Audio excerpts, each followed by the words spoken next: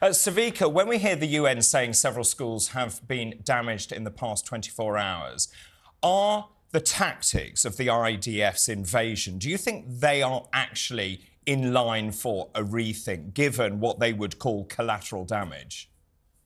Listen, I mean, first of all, good morning. I would say the IDF has been for weeks asking, residents of Gaza to move to the more southern area of the Gaza Strip in order to, be safe and not have to be in the area of the battle zones. Unfortunately, either the parents or families support Hamas, but I think that the larger story really is Hamas is not, excuse me, is not letting these people go past a certain area, and they're leaving them there, actually, kind of, I don't know, victimizing their own children and families because they're not allowing them to leave this area. That's the way the IDF sees it. The IDF has been for weeks sending out letters, text messages, even announcing on loudspeakers that people should leave these areas if they are not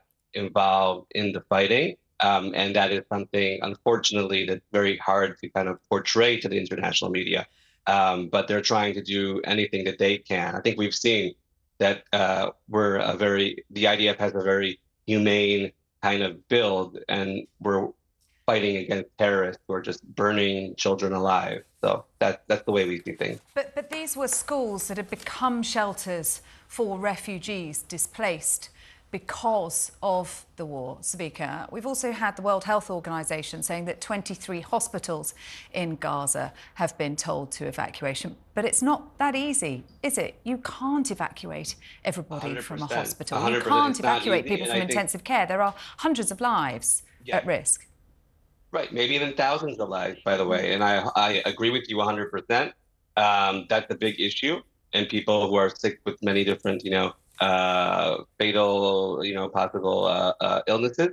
Again, according to intelligence that the Israeli government and the Israeli army have been displaying, is that Hamas took over these hospitals, and there are Hamas bases actually in the basement of these hospitals in order for Israel not to injure them. So it's a very complex situation where Israel has, 242 kidnapped children, women, elderly, and also soldiers in the Gaza Strip without an ability to be in touch with them, or for the Red Cross to even be in touch with them, and also try and not harm civilians.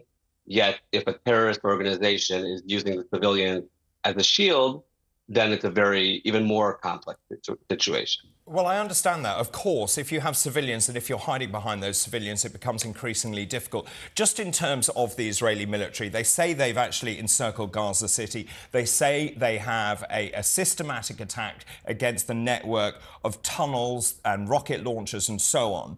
What's the mood like amongst the Israeli public? Are they still on Netanyahu's side?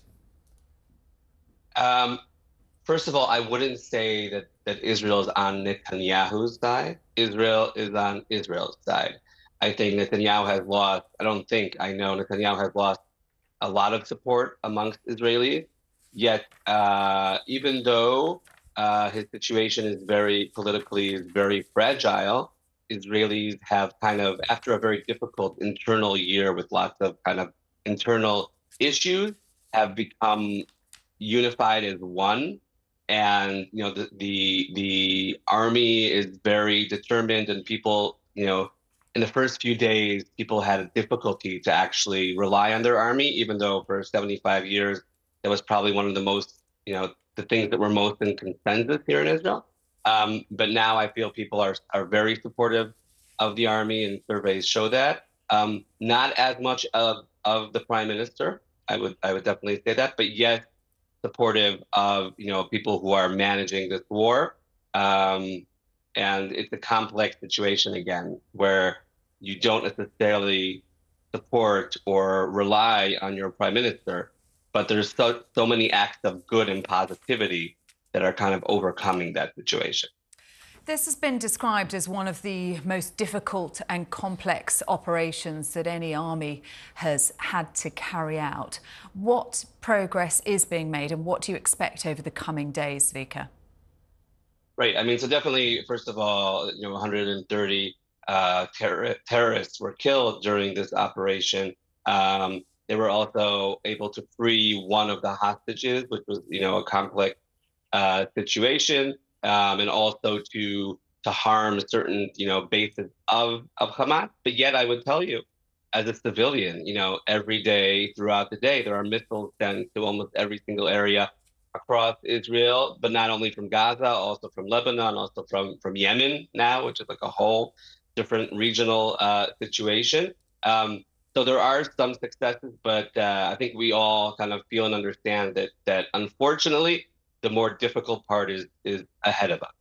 And just in terms of escalation in the region, the US very concerned about escalation, as is the UK as well. The leader of Hezbollah, I believe, is going to make a speech later today.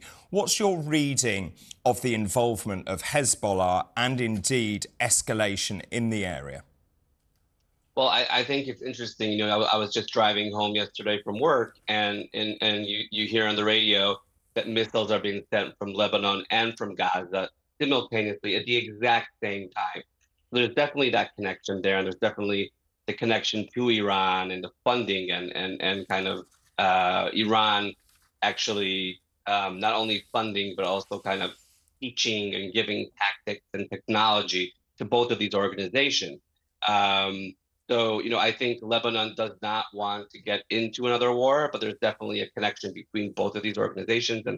And I cannot guess exactly what he's going to say today. But again, this is another terrorist organization. It's not a diplomatic entity.